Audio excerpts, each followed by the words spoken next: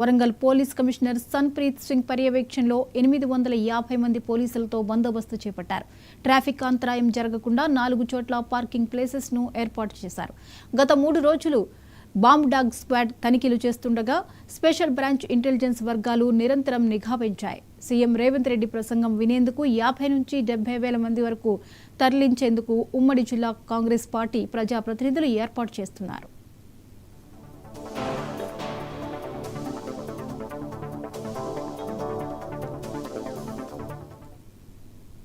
ఈ అంశంపై మరిన్ని అప్డేట్స్ ని మా ప్రతినిధి శ్రీధర్ అందిస్తారు.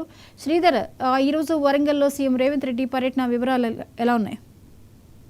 గుడ్ ఆఫ్టర్నూన్ జ్యోతి. ఈ రోజు సీఎం రేవంత్ రెడ్డి వరంగల్ జిల్లాలో పర్యటించబోతున్నారు. ప్రధానంగా అయితే జనగామ జిల్లాకు చెందినటువంటి అయితే స్టేషన్ గన్పూర్ నియోజకవర్గంలో శివున్పల్లి గ్రామం సమీపంలో ఉన్నటువంటి ఒక సభా వేదిక అయితే ఏర్పాటు చేశారు ప్రజాప్రతినిధులు. ముఖ్యంగా ఎంపీ ఏదైతే కడియం కావ్య, అదేవిధంగా స్థానిక ఎమ్మెల్యే తన తండ్రి కడియం శ్రీహరి ఆధ్వర్యంలో అయితే పూర్తి స్థాయిలో సభా ప్రాంగణాన్ని అయితే తయారు చేశారు. అత్యంత అంటే సుందరంగా కూడా తయారు చేసినటువంటి సందర్భం. ముఖ్యంగా 3 రంగుల రూపంలో అయితే స్టేషన్ గన్పూర్ నియోజకవర్గం, అదేవిధంగా జనగామ జిల్లా, వరంగల్ ఉమ్మడి జిల్లా పూర్తిగా ముస్తాబైందని చెప్పుకోవచ్చు. ఇక మరి కాసేపట్లో సీఎం రేవంత్ రెడ్డి ఇక్కడికి చేరుకోబోతున్నారు. అంటే 1 గంట ప్రాంతంలో వరంగల్లో ఉన్నటువంటి అయితే హన్మకొండ సంబంధించినటువంటి జనగామ జిల్లాకు సంబంధించినటువంటి ఉమ్మడి జిల్లాకు సంబంధించినటువంటి ప్రజాప్రతినిధులు పెద్ద ఎత్తున జన సమీకరణ చేసే విధంగా అయితే అన్ని ఏర్పాట్లు పూర్తి చేశారు.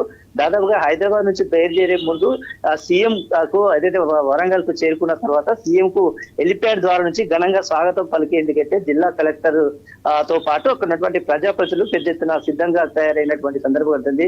డయాస్ ప్రాంగణంలో దాదాపుగా 50,000 మందిని ఆశీనులు చేసే విధంగా అక్కడ సీట్లను అయితే ఏర్పాటు చేశారు. ప్రధానంగా సీఎం రేవంత్ రెడ్డి ప్రసంగంతో పాటు దాదాపుగా రాష్ట్రంలో ఎక్కడ లేని విధంగా 800 కోట్ల రూపాయలతో ఇక్కడ ఒక ప్రణాళికలు తీసుకొచ్చారు. ప్రధానంగా 200 కోట్లతో 5,000 ఇందిరమ్మ ఇళ్లను నిర్మించడానికి అయితే ప్రధాన అజెండా కూడా చెప్పుకోవచ్చు. దాంతో పాటు స్టేషన్ గన్పూర్ నియోజకవర్గంలో ఇప్పటి వరకు ఎన్నడూ లేని విధంగా అత్యధిక నిధులను కేటాయించడమే కాకుండా ఒక సంబంధించినటువంటి అభివృద్ధి సంక్షేమ పథకాలకైతే సీఎం రేవంత్ రెడ్డి రోజు శ్రీకారం చుట్టబోతున్న నేపథ్యంలో తెలంగాణ రాష్ట్ర వ్యాప్తంగా కూడా ఈ రోజు జరుగుతున్నటువంటి రేవంత్ రెడ్డి సభ అయితే దిక్సూచిగా మారబోతుందనేది మాత్రం కడియం కావ్య, అదేవిధంగా కడియం శ్రీహరి చెప్పుకొస్తున్నారు. దానికి సంబంధించిన విషయంలో 3 రోజుల నుంచి పూర్తిగా సిపి సన్ప్రీత్ సింగ్ ఆధ్వర్యంలో దాదాపుగా 850 మంది పోలీసు బలగాలతో పరాహా ఏర్పాటు చేశారు. అదేవిధంగా ఇంటెలిజెన్స్ వర్గాలు అయితేనేమి, ఇక ఎన్ఐఏ వర్గాలు అయితే పూర్తి స్థాయిగా అక్కడైతే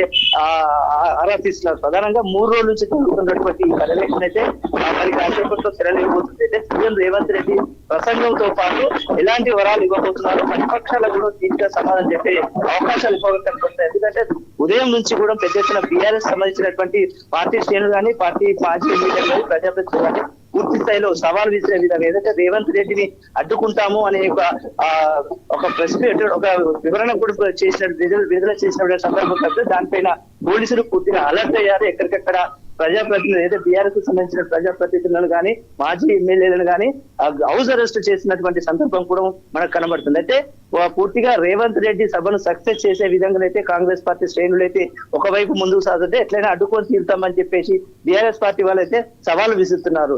సవాళ్ళు ప్రతివాళ్ళ మధ్య అయితే సీఎం రేవంత్ రెడ్డి పర్యటన అయితే కొనసాగబోతుందనేది మాత్రం అయితే ఏది ఏమైనప్పటికీ మరి కాసేపట్లో అంటే 1 గంట ప్రాంతంలో రేవంత్ రెడ్డి ప్రసంగం అంటే చేరుకునే ముందు ఎలాంటి వాతావరణం ఏర్పడుతున్నాయి, ప్రధానంగా పోలీసులు ఎలాంటి సెక్యూరిటీ పరంగా చూస్తున్నారు, ప్రతిపక్షమైనటువంటి టీఆర్ఎస్ పార్టీకి సంబంధించిన నాయకులను ఏ విధంగా అదుపులో తీసుకున్నారనేది మాత్రం మనకు చర్చనీయాంశంగా వరంగల్ ఉమ్మడి జిల్లాలో కొనసాగుతుందని చెప్పుకోవచ్చు. జ్యోతి, అయితే శ్రీధర్, ఇప్పటికే మాజీ ఎమ్మెల్యే తాటికొండ రాజయ్యను అరెస్ట్ చేసినట్లుగా కూడా తెలుస్తోంది. అదే ఎక్కడికక్కడ ఈ నిఘా అనేది కూడా ఉన్నట్లుగా తెలుస్తోంది బీఆర్ఎస్ నేతల విషయంలో. ఈ పరిస్థితుల్ని ఎలా అధిగమించబోతున్నారు పోలీసులు? ఇప్పటికే సిపి సన్ప్రీత్ సింగ్ ఆదేశాల మేరకు అయితే ఎక్కడెక్కడ నియోజకవర్గాలు అంటే ఉమ్మడి వరంగల్ జిల్లాలో 12 నియోజకవర్గాలకు సంబంధించినటువంటి అంశంలో బీఆర్ఎస్ పార్టీకి సంబంధించినటువంటి నాయకులు అయితేనేమి, కార్యకర్తలు అయితేనేమి, అదేవిధంగా మాజీ ఎమ్మెల్యేలు, ప్రజాప్రతినిధులు ఎవరైతే కానీ వారి ఇళ్ల వద్ద పోలీసులు పహారా ఏర్పాటు చేశారు. అక్కడ నిఘా కూడా ఏర్పాటు చేశారు. ఎందుకంటే ఎలాంటి కదలికలు కనబడుతున్నా కానీ అదుపులోకి తీసుకునే ప్రయత్నం అయితే చేస్తున్నారు. ముఖ్యంగా వరంగల్ ఉమ్మడి జిల్లాలో ఒక ఎస్పీ, ఇద్దరు ఎస్పీలు ఒక సిపి ఆధ్వర్యంలో అయితే పోలీసు పహారా కొనసాగుతుంది. ఎందుకంటే పూర్తి స్థాయిలో ఇక్కడ ఓన్లీ డయాస్ వద్ద 850 మంది పోలీసులే కాకుండా ఉమ్మడి జిల్లా అంటే 6 జిల్లాలకు సంబంధించినటువంటి ఇద్దరు ఎస్పీలు ఒక సిపియుల పర్యవేక్షణ మధ్య అయితే కొనసాగుతుంది. ఎక్కడ కూడా అవాంఛనీయ ఘటనలు జరగకుండా, ఎక్కడ ధర్నాలు ఎలాంటి ఘటనలు చోటు చేసుకున్నా అయితే పోలీసు పెద్ద ఎత్తున భారీగా పోలీసులు మోహరించారు. ప్రధానంగా ఏదైతే శివునిపల్లికి చేరుకునేటువంటి క్రమంలో, ఏదైతే సభకు చేరుకునేటువంటి కార్యక్రమంలో కూడా కొంత అల్లర్లు గందరగోళాలు జరిగే అవకాశాలు కూడా లేకపోలేదని ఒక భావంతో మాత్రం ఎక్కడికక్కడ అన్ని నియోజకవర్గాల్లో పోలీసులు మాత్రం పికెటింగ్ అయితే ఏర్పాటు చేశారని చెప్పి. Right, thank you Sridhar.